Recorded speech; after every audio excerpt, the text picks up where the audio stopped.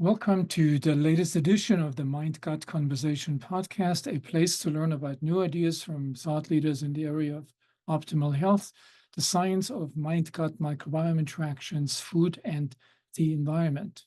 Today, I have the great pleasure to speak with Dr. Wayne Jonas, a practicing family physician, a pioneer and expert in integrative health and healthcare delivery, and a widely published scientific investigator. From 2001 to 2016, Dr. Jonas was president and chief executive officer of the Samueli Institute, a nonprofit medical research organization supporting the scientific investigation of healing processes in the area of stress, pain, and resilience. He was also the director of the Office of Alternative Medicine at the National Institutes of Health from 1995 to 1999. And prior to that, served as the director of the Medical Research Fellowship at the Walter Reed Army Institute of Research. Additionally, Dr. Jonas is a retired lieutenant colonel in the Medical Corps of the United States Army. His research has appeared in prestigious peer-reviewed journals such as the Journal of the American Medical Association, Nature Medicine, and The Lancet. He received the 2015 Pioneer Award from the Integrative Healthcare Symposium, the 2007 America's Top Family Doctors Award, the 2003 Pioneer Award from the American Holistic Medical Association, and the 2002 Physician Recognition Award of the American Medical Association. Dr. Jonas is professor of family medicine at Georgetown University and an adjunct professor at Uniformed Services University of the Health Sciences. He is currently the president of the Healing Works Foundation, whose mission is to make whole person integrative care regular and routine. Last but not least, Dr. Jonas published two paradigm-challenging books. First one, How Healing Works, Get Well and Stay Well Using Your Hidden Power to Heal. And more recently, together with Alyssa McManamon, the recent book, Healing and Cancer, a must-read for anybody involved in the care of cancer patients. Welcome to the show, Wayne. Wayne, it's a real pleasure to continue our previous conversations, which have always been very rewarding to me. We've never really talked about cancer, so the conversations we've had about the need for a paradigm shift in the treatment of chronic diseases, most of which are part of the ongoing chronic non-contagious disease epidemic that has been gripping the world. In your most recent book, you really focused on that you've co-written with Alyssa McManamon, and it's called Healing Cancer Care. I just want to show this briefly. I'll show it again. Highly recommendable. So in this most recent book, you revisit many of these concepts we've talked about earlier, now in the context of cancer, one of the deadliest diseases of this epidemic. And you sort of use several expressions that I want to briefly go through. So let's start with whole person care. You define this as the purpose. This book is to bring the concepts of healing and whole person care further into oncology and healthcare so that people diagnosed with cancer feel better and live longer. So what is whole person care and how is it different from other concepts of holistic care? Yeah. Well, first of all, thank you, Emron, for having me on your podcast. I appreciate it. Alyssa McManamon and I wrote this book because the underlying fundamental things that keep us healthy and well and even actually facilitate our healing when we have chronic diseases like cardiovascular disease, diabetes, obesity, hypertension, people don't think of cancer in the same light. They somehow think cancer is a separate thing. It sort of comes upon you, has nothing to do with the rest of you. We just have to kill it. And the biology, as we've shown in this book, and the clinical data show that no, that's not true. That cancer evolves within a person. That its development and its progression and regression actually have to do with the same kinds of salutogenic or inherent healing processes that occur for other chronic diseases. It doesn't mean that you can heal the cancer by itself without trying to get rid of it. Once it's developed and once it's sort of manifest, it does need to be removed or killed. But that's not enough. That in fact you have to pay attention to that. You have to pay attention to the whole person. And we have developed this model of whole person care. I've worked on it, first of all, in general medicine with my first book, How Healing Works.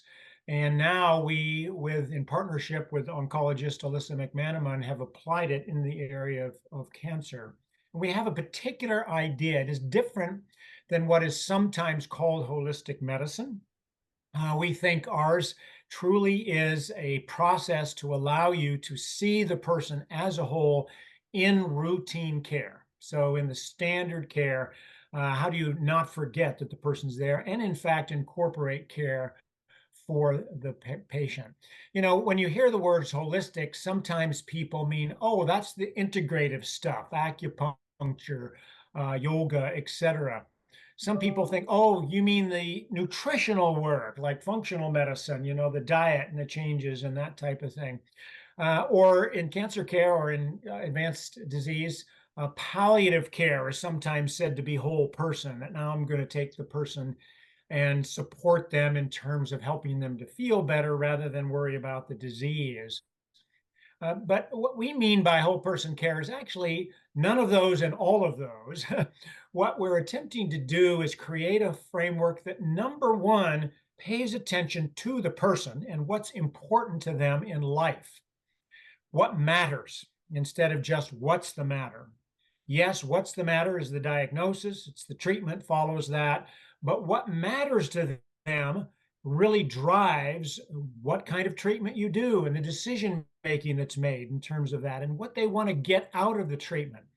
What gives them joy? What do they wake up in the morning for? Why are they even here on earth? What's their meaning, their purpose in life? So it starts with that question, which is really an existential, in many ways, a spiritual question. And then it says, don't forget the components of a person that drive our health. We've known what these components are. We have tried to put it together into a very simple approach that allows you to address all aspects of the person, but not get caught up into too many details. And like Maslow described his hierarchy of needs, and if a person has those, they can flourish. We developed a model called the Hope Note model. It's got 4 dimensions. And if you simply ask questions about those 4 dimensions, you will hit at what makes a person flourish and thrive, the wellness component. It's the external dimension, the physical and the economic environment, the where they actually live. It's the behavioral components. So it's things like sleep and nutrition and exercise and stress management. It's their social and emotional environment. And this is where some of the holistic practitioners maybe aren't too strong, which is how do I bolster the social connections, the love, the caring in which I emerge. And that has a huge influence on cancer, including survival. And then finally, the first thing that I mentioned, which is the spiritual and the mental issues, what's important to you, okay? And if you ask questions around all of those, and we provide some tools in this book to how to do that, then you know the pathway in for the person in their healing. And you know how to identify where they can actually facilitate that their own in healing capacity, the salutogenic processes. And that's what we mean by whole person care. What matters?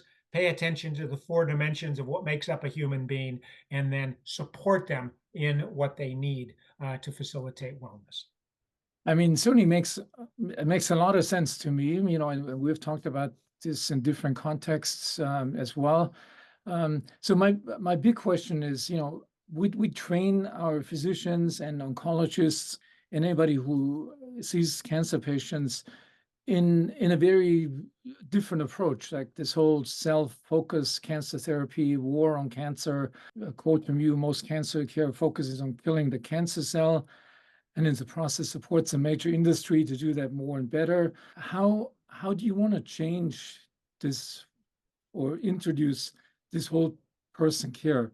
Where would the caregiver and the physician and the oncologist, Where would they learn this? Certainly not right now in medical school. No, they don't learn it in medical school. I'd recommend, at least for oncologists and anybody on the cancer care team, that they first learn about the science in this area, because the science about how cancer evolves within the person actually supports the need to do this. So if you want to be evidence-based, then do that. And we actually have 2 chapters in the book that address that. One, the basic science, the underlying hallmarks of cancer that talk about the tumor environment. And number 2, the clinical science that actually shows when you implement whole person care, people do better, they feel better, and they actually live longer. So I would start with that. And then we go into the book later on methods to actually put it into practice. What's fascinating is that if you read that wonderful book, The Emperor of All Maladies by Siddhartha Mukherjee, that won the Pulitzer Prize, about cancer, it's about the history of cancer. And cancer was always thought to be this rogue cell, right? And you just had to kill it, kill it, kill it, kill it. Remove it, radiate it, poison it, etc., and then you'd be okay. But we now know that biology was wrong, actually. That the cancer cell isn't just a rogue piece, but it evolves within an environment. They call those the hallmarks. It's been well described in the science literature. The hallmarks have been updated, I think, 3 or 4 times, and they describe the environment, the biology environment, called the tumor microenvironment. And now we know that the cancering process, whether it progresses or regresses, involves things like inflammation within the body, the metabolism surrounding the cell and the cell itself, the microbiome, what's in your gut, influences those aspects. So the macro environment actually has a huge part in cancer itself. It's not simply a rogue cell, it's a person in which a rogue cell has evolved, and it's the person that then gets cared for. And so the first thing is understand the science about it, and then begin to look at how do I begin to implement these things so that the patient is engaged, the person is engaged in their own cancer care from the beginning.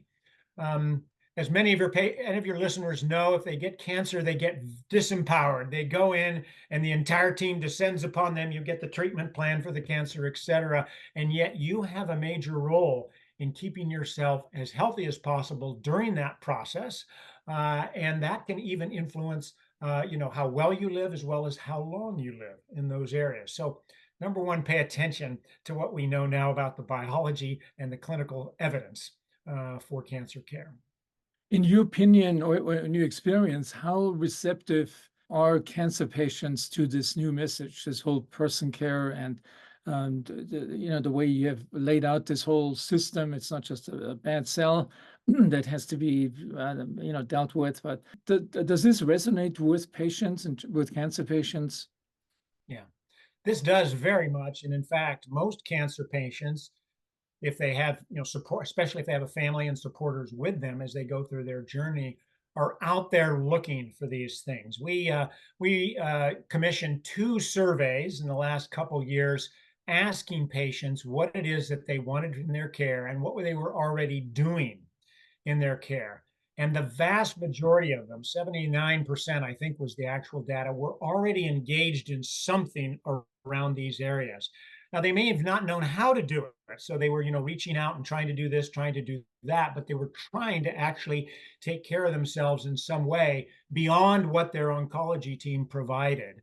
And so patients really want this. In fact, from in a single year, there was a increase to over 60% of patients that said they would seek out their cancer treatment center where they go to get their cancer if it had these kinds of elements in it. This would be one of the reasons they would go and get cancer treatment at center A versus center B. So it's good business for cancer centers to pay attention to this, especially if they're in competitive environment.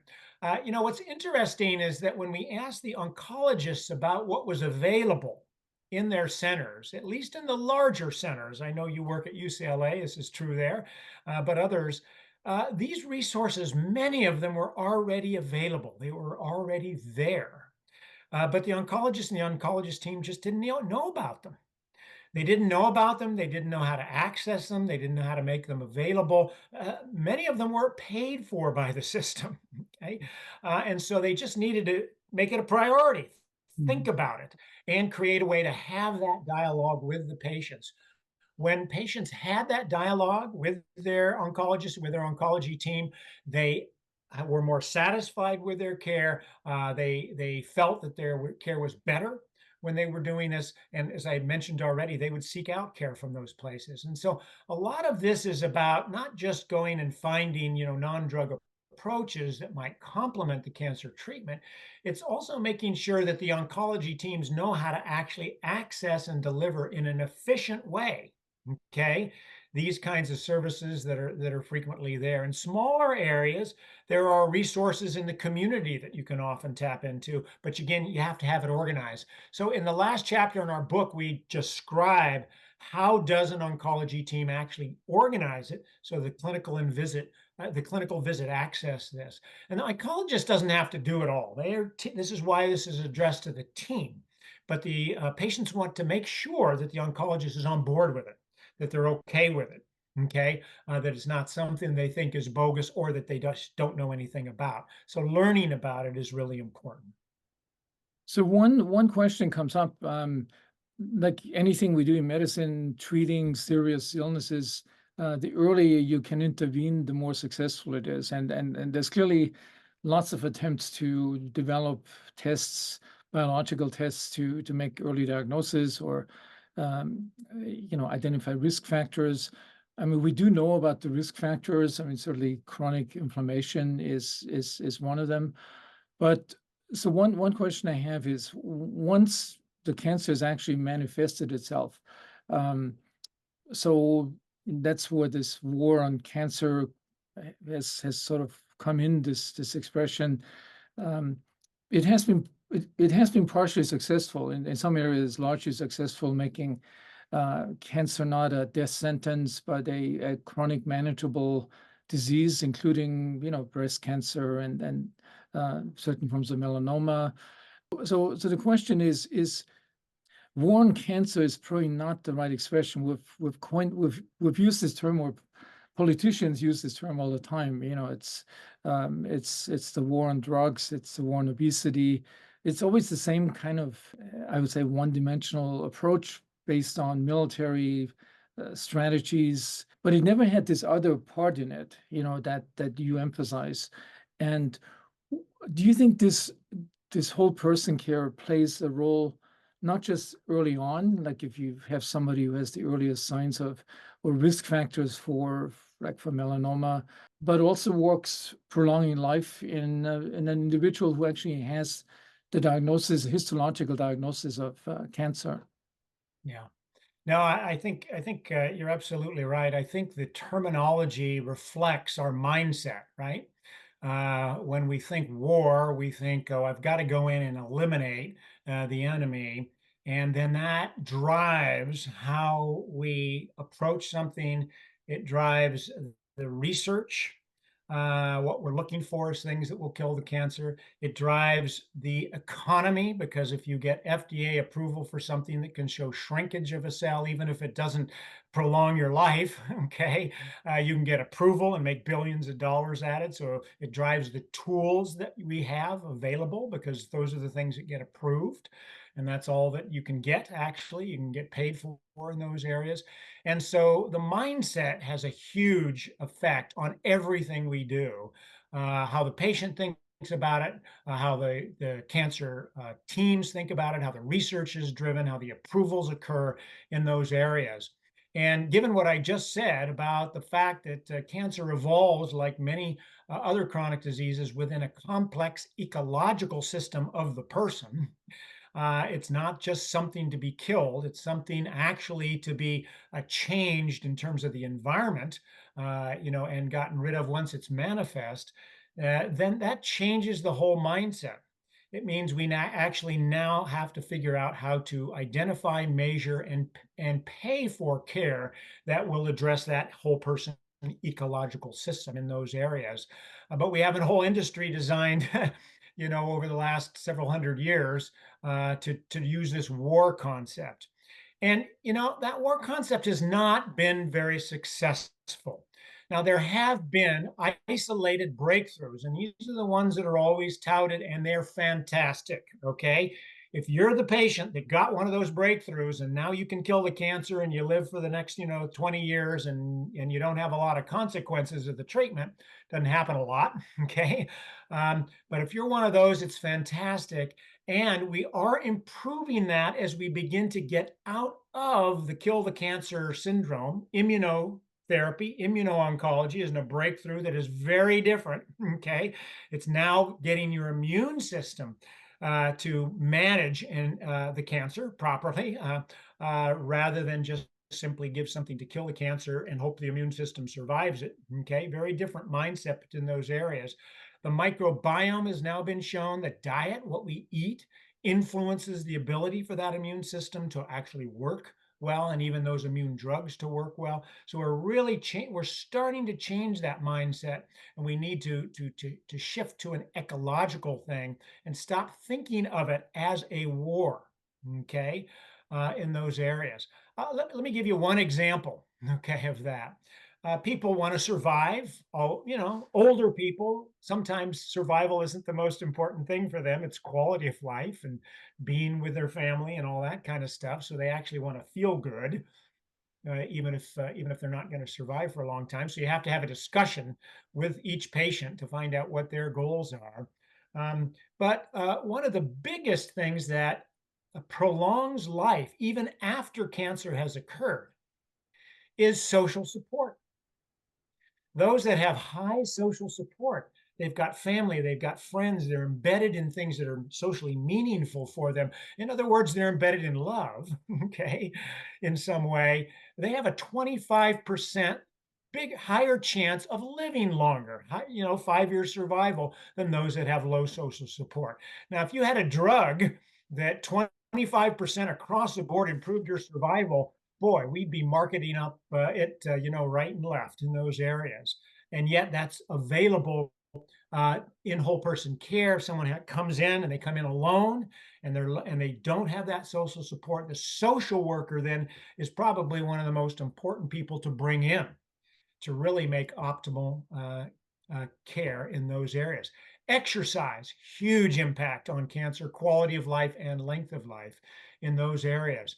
And yet, when someone comes in and they're feeling fatigued because of the treatment, they're told to rest.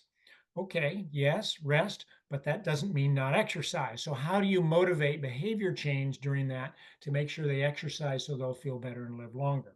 Those are examples that I think come from an ecological system, a whole person perspective. If we can shift our mindset away from the war and say we've got to kill everything that's underneath the pathology slide.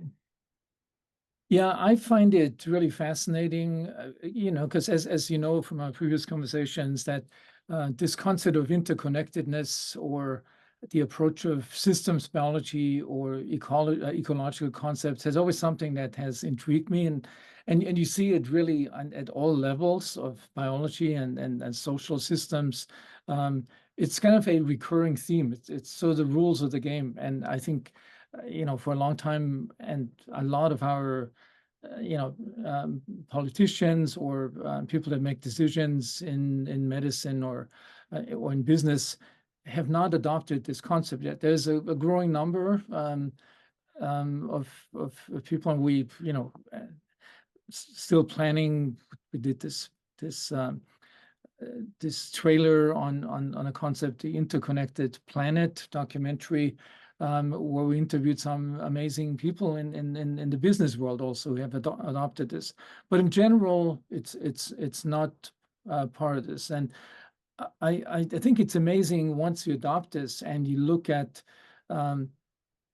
things like phenomena that people are always puzzled by. So why does colon cancer now occur in younger and younger age groups? So why does inflammatory bowel disease and obesity and metabolic syndrome occur in younger and younger age groups? Obviously, there's something going on within the system that is causing these changes. It's not a single phenomenon. It's these systems are altered in a way that they become more vulnerable early on in life. And to me, these emerging similarities is kind of the most intriguing thing about medicine today, that we need to, once we understand that, I think we will have to adopt a different view, this ecological view on health and disease.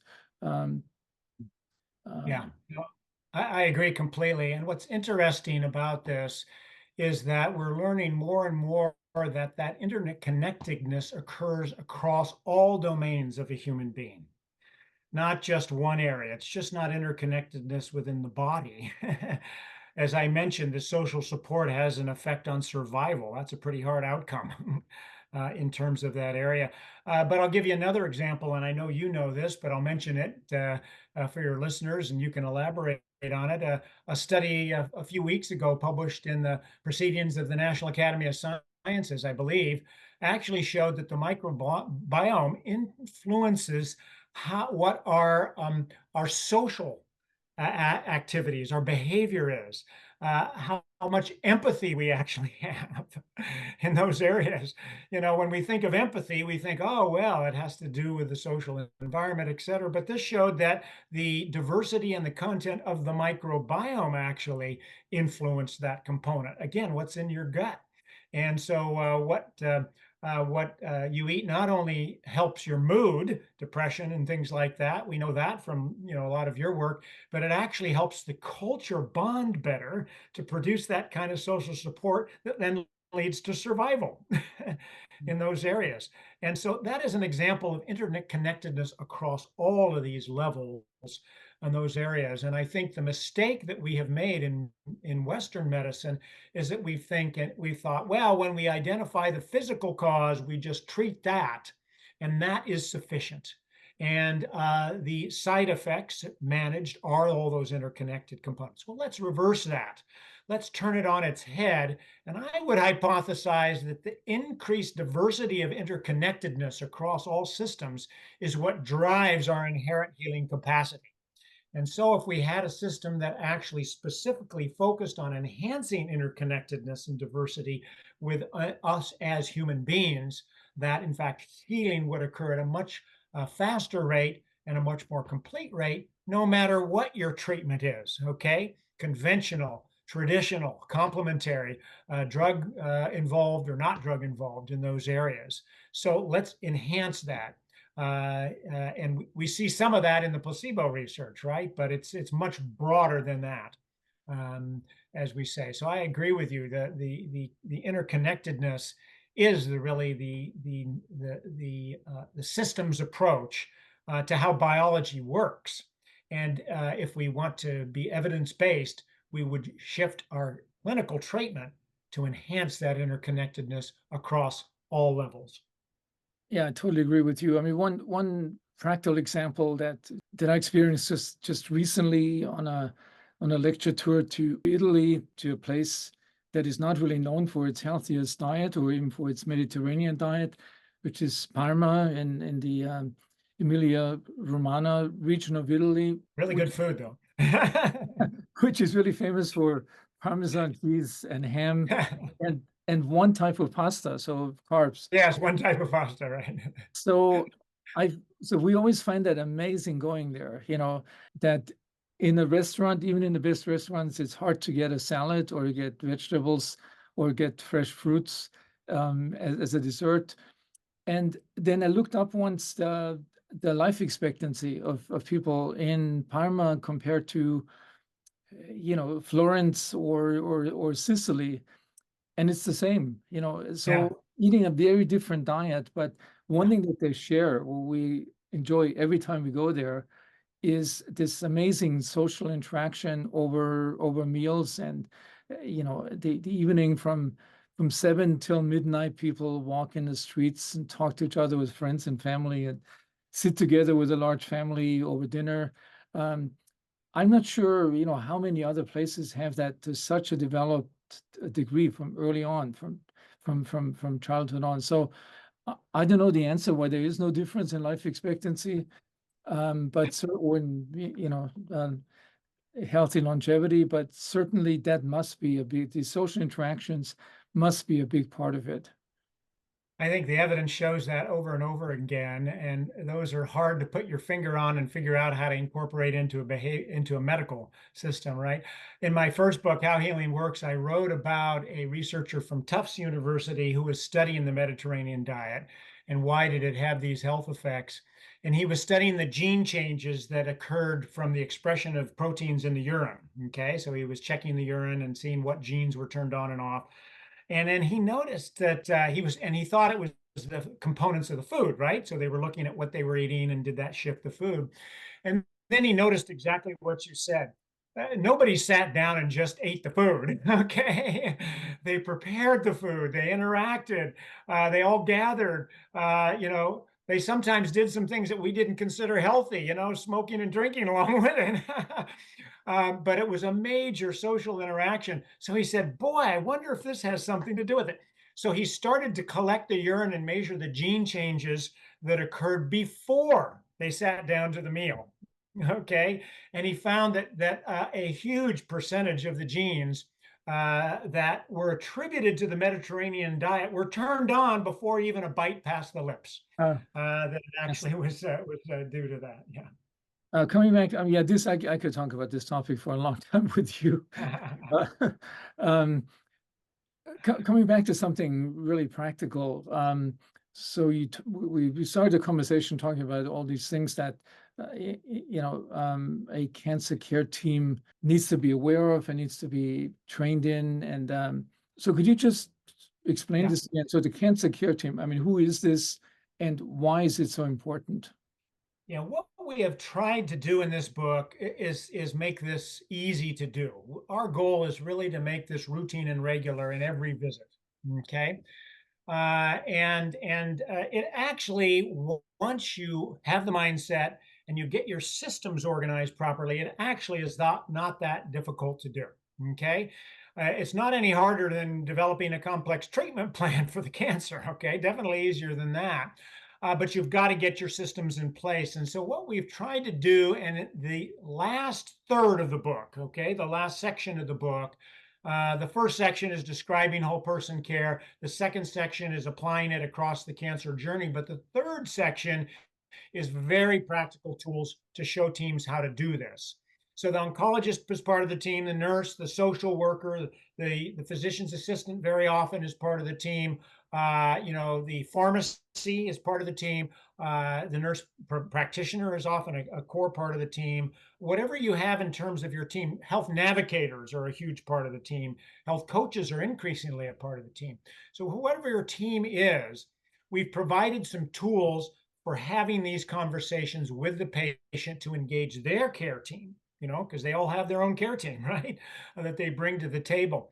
We have several tools, some of which we adapted from the Veterans Administration, and some we developed over a 2-year period with a group of oncology leaders from around the country. In fact, around the world, included Canada and other countries. Um, and we developed these tools. One of them is called the Personal Health Inventory. It's a simple 2-page tool that you can use to have this conversation with the patient. There's an automated version. You can see it at our website in terms of how to do that.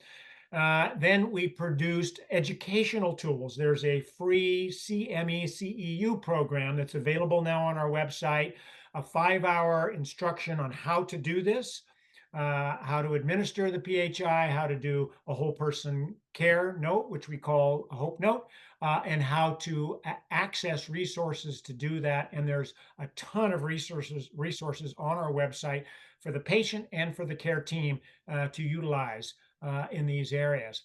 And then at the end of the book, we talk about how do you implement it in your practice improvement, quality improvement program. If you're a systems manager or you're a clinic manager, how do you get it embedded into your routine practices? So we provide a lot of that, and we have added case examples from practices around the world where they're actually doing this so that you can actually see how practices like yours, small practices to large practices, academic centers to community practices, are actually beginning to do this. So we're hoping this will inspire and encourage care teams to now say, all right, let's take this part of it and let's start the process. Just had a conversation before this podcast with a large system, healthcare system that says top leadership says we we want to do this. We want to provide whole person care. How do we do that? And we've given them sort of advice on how to do that and the tools that are available on the website free of charge, supported by our foundation, Healing Works Foundation, and the Samueli Foundation. Yeah, and just to re-emphasize this, a lot of this information is in these 3 sections of your book. Anybody who resonated with some of the topics that we addressed upon briefly in this conversation really should go back to the book and read this in more detail, which also gives all these resources online that you mentioned. I want to ask you a few questions that have to do also with practices that a lot of patients, not just cancer patients, but particularly patients that are desperate, go to, and these are unconventional therapies, off-label drugs, and supplements. How do you deal with those? I mean, I can understand that anybody who has a diagnosis of cancer would go after these. I mean, all the way going to practices in Mexico across the border. I mean, how do you deal with these items and concepts in your book and in your general recommendations? Yeah, we do talk about those, and we also talk about supplements, which a lot of patients are taking, off-label drugs that people are using that have not been tested for cancer in these areas. I think I think it's very important that you get a good diagnostic and evidence-based plan set up with your oncologists at the beginning. And the reason for that is, number one, is that some of these cancers are eminently treatable, okay? And cancer research and opportunities are advancing. We talked about immunotherapy. There's also targeted therapy, which gets at specific genes. And occasionally, if you happen to have that cancer, caught at the right time and have that particular gene, some of those can be game changers, completely game changers. And that area is burgeoning right now, and it's very difficult to keep up with it. And so you want to make sure that you're getting the best of conventional cancer care. Even with that, sometimes those conventional cares for many people are not very good. So you need to have the discussion with your oncology team, including early palliative care, talking about early palliative care as to what other kinds of things are there. And then if you're looking for and you're interested in doing something to supplement that in the alternative field, what you want to do is you want to have a trusted conversation with an oncologist, and hopefully that oncologist will then know where to get information about those areas to know what is risky and what's not risky. Okay, I've had many patients, not many, but some patients that have just decided, I'm not going to do any chemotherapy. I'm not going to do the curative therapy, and they've gone to Mexico or whatever, and that has not always ended well for them.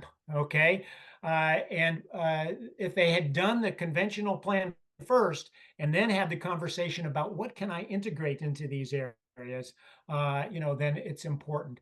I mean, every few weeks there is a new study published on either a new targeted therapy or an alteration of the microbiome and immunotherapy, et cetera, that come out. It's difficult to keep track of all those, okay? But you need to make sure you get consultations from those folks and then make your best decisions in partnership with your main oncology care team, and then integrate those together. Okay, the important part is that you put them together so that the best treatment of the tumor occurs and the best support for you as a person and all of your metabolism, immune system, inflammation can occur together. That's the optimal approach. Yeah, one encouraging point in this area, I find, with therapies that traditionally have not been used in cancer therapy, but are emerging now, is this universal concept of low-grade chronic inflammation that seems to be coming up as something that is a risk factor for most of our chronic diseases. And there are, there are therapeutic approaches that are aimed at that problem, that they're not necessarily specific for a disease, but they're just targeted at bringing down this low-grade inflammation of the body. Yeah. And I think that this is a very optimistic view that this may be more likely that more effective therapies will come out in the next 10 years based on that new concept. It's not Yes. the one bad cell, it's not the one microbe that causes it. It's um, it's really something that we're beginning to understand more and more that has to do with immunology and metabolism. And yeah, my prediction, if you look at these three areas together, like microbiome science, inflammation, and metabolism, that major breakthroughs will happen in this field in the next few years, which will affect cancer care as well. I think you're absolutely right. There was a wonderful review, as you're, I'm sure, familiar, in Nature Medicine several years ago that did a comprehensive summary of systemic chronic inflammation and the factors that contribute to it, many of which were the very ones we've just been talking about, right? Social support, diet, exercise, etc., sleep, all contribute to systemic chronic inflammation. And then it showed all the links to all of the major chronic diseases that afflict our world, okay, including cancer, cardiovascular disease, Alzheimer's, all of the major diabetes, obesity. Systemic chronic inflammation was at the heart of many of those problems over long periods of time. People get the concept of cholesterol, right? And you got to lower your cholesterol for heart disease. And I think in the future, you're absolutely right. We're going to have hopefully some ways of tracking chronic systemic inflammation with markers that we can reduce, both with behavior, lifestyle, and with some of the new drugs that are coming out that reduces this level and has a widespread impact on the evolution of chronic illness, cancer, and others. Yeah, I think we sort of come to the end of our conversation. Really wonderful to hear, both about your own progress in this and the publication of this book. I mean, I hope it's going to do as well as I would expect from something like that, that is both the science and the very practical implications and recommendations. There's not that many books that have that combination in such a perfect form. And yeah, I'm looking forward to more conversations with you. So maybe in a few years we can sort of see if our predictions about the positive development in this field, both the cancer care, but chronic disease care in general, are actually unfolding the way that both of us would anticipate that. Thank you very much. Let's hope so, Emran, and thank you for all your work to kind of, get these things, these concepts put together and get them out so people understand them. Yeah, Appreciate thanks it. again, Wayne, for the conversation.